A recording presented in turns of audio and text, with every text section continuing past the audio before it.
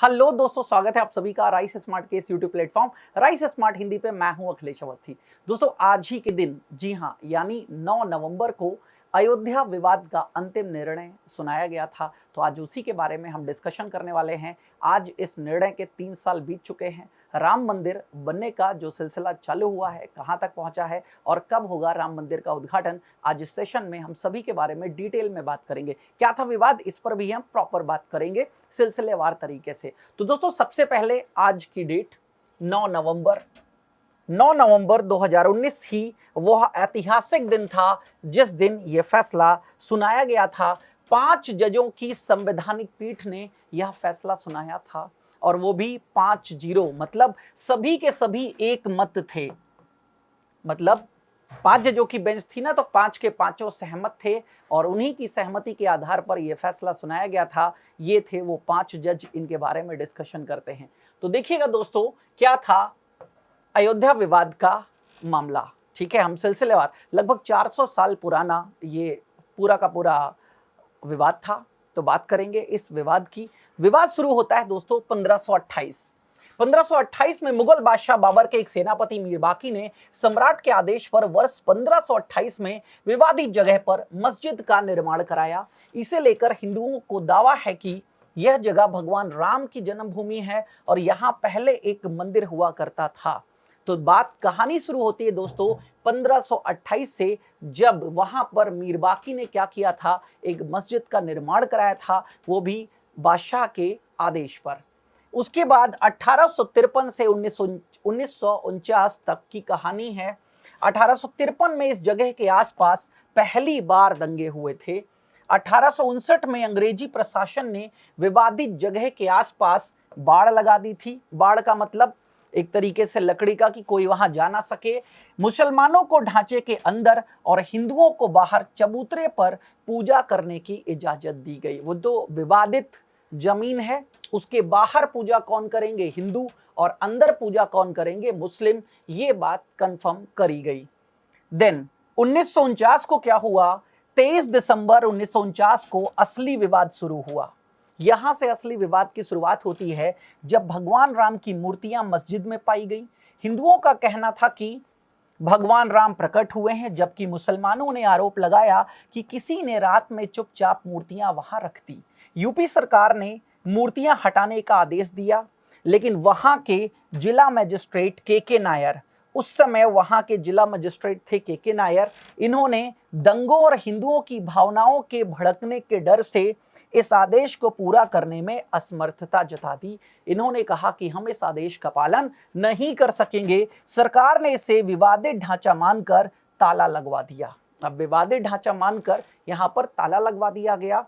1950 में फैजाबाद, जिस जिले का नाम अब बदलकर अयोध्या कर दिया गया है, पहले फैजाबाद हुआ करता था, तो फैजाबाद सिविल कोर्ट में 2 अर्जी दाखिल की गई। इनमें से एक में रामलला की पूजा की इजाजत और दूसरे में विवादित ढांचे में भगवान राम की मूर्ति रखे रहने की इजाजत मांगी गई। 1959 में निर्मोही अखाड़ा ने तीसरी अर्जी दाखिल की। तो ये कुछ सिलसिलेवार तरीका है, आगे देखते हैं। 1961 में क्या हुआ, यूपी सुन्नी वक्फ बोर्ड ने अर्जी दाखिल कर विवादित जगह के पोजीशन और मूर्तियां हटाने की मांग की। मतलब ये जो सुन्नी वक्फ बोर्ड है, इसने कहा विवादित ढांचा हमें दिया जाए और वहां से मूर्तियों को हटाया जाए।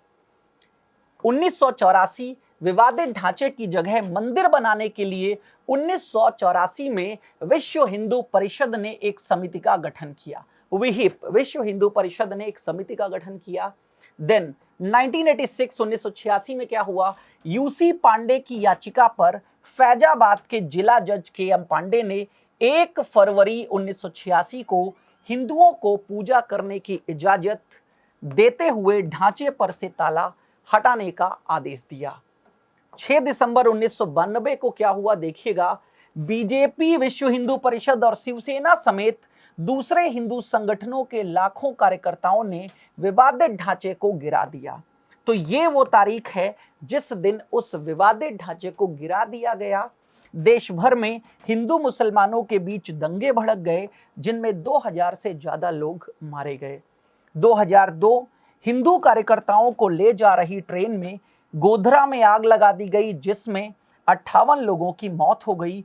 इसकी वजह से हुए दंगों में 2000 से ज्यादा लोग मारे गए।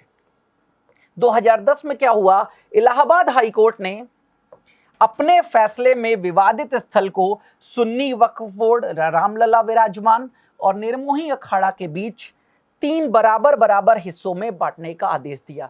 समझिएगा, 2010 में अयोध्या मामले में एक वर्डिक्ट आ चुका था उत्तर प्रदेश के हाईकोर्ट, इलाहाबाद हाईकोर्ट के द्वारा। उन्होंने कहा जो ये विवादित ढांचा है ये तीनों के बीच में बांट दिया जाए, लेकिन इनके आदेश को रोक दिया गया। 2011 सुप्रीम कोर्ट ने अयोध्या विवाद पर इलाहाबाद हाईकोर्ट के फैसले पर रोक लगा दी। देन सुप्रीम कोर्ट में अब यह मामला पहुंच गया और वहां पर सुनवाई होनी शुरू हुई।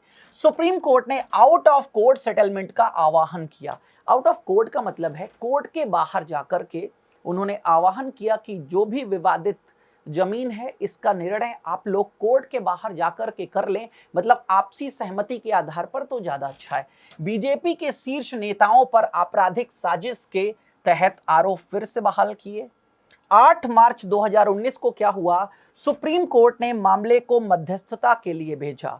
मध्यस्थता का मतलब इंटरमीडियरीज को बीच में लाएंगे और इस फैसले को, मतलब जो ये अयोध्या का विवाद है इसको सुलझा दिया जाए मध्यस्थता के माध्यम से। पैनल को 8 सप्ताह के अंदर कार्यवाही खत्म करने को कहा। 1 अगस्त 2019 मध्यस्थता पैनल ने रिपोर्ट प्रस्तुत की। समझिएगा, 8 मार्च 2019 को मध्यस्थता के लिए भेजा गया था और 1 अगस्त 2019 को इसने रिपोर्ट प्रस्तुत की। इसने अपनी रिपोर्ट में क्या कहा, 2 अगस्त 2019 को सुप्रीम कोर्ट ने कहा कि मध्यस्थता पैनल मामले का समाधान निकालने में विफल रहा। मतलब मध्यस्थता पैनल जो बनाया गया था वो इसका समाधान नहीं निकाल पाया। तो अब बात किस पर आ गई, सुप्रीम कोर्ट पर आ गई। सुप्रीम कोर्ट में सुनवाई चली, लगातार 40 दिन तक सुनवाई चली और सुप्रीम कोर्ट ने फैसला सुरक्षित रख लिया। और आज ही के दिन मतलब 9 नवंबर 2019 को सुप्रीम कोर्ट ने एक ऐतिहासिक फैसला सुनाया। 6 अगस्त 2019 सुप्रीम कोर्ट में अयोध्या मामले की रोजाना सुनवाई शुरू हुई। ये सुनवाई 40 दिनों तक लगातार चली थी। 16 अक्टूबर 2019 अयोध्या मामले की सुनवाई पूरी, सुप्रीम कोर्ट ने फैसला सुरक्षित किया। अब क्या था फैसला आप सभी लोग जानते हैं, फिर भी डिस्कशन कर लेते हैं। 5 जजों की संवैधानिक पीठ ने 1045 पन्नों का ऐतिहासिक फैसला सुनाया था।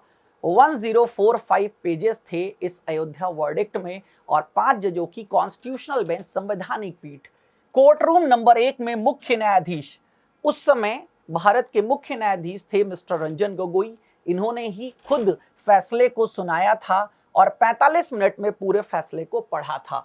साथ में कौन थे, justice Ashok Bhushan, justice S A Bobde, chief justice of India मतलब रंजन गोगोई जी, जस्टिस डी वाई चंद्रचूड़ जो अब देश के 50वें मुख्य न्यायाधीश बनने जा रहे हैं, और जस्टिस एस अब्दुल नजीर, ये वो 5 जज थे।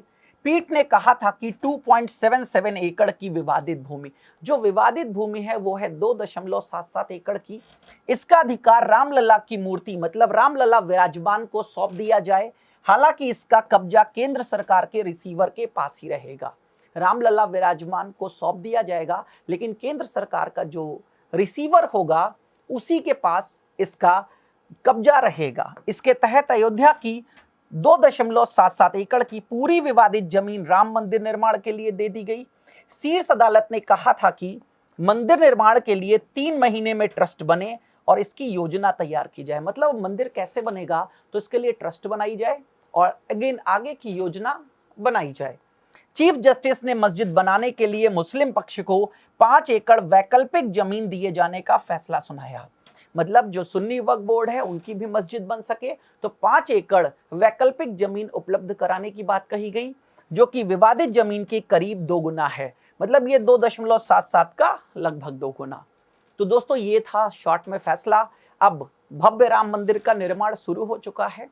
उसका एक पूरा का पूरा जो राम मंदिर ट्रस्ट बनाई गई है उसने एक ढांचा भी जारी कर दिया कि इस तरीके का होगा हमारा राम मंदिर।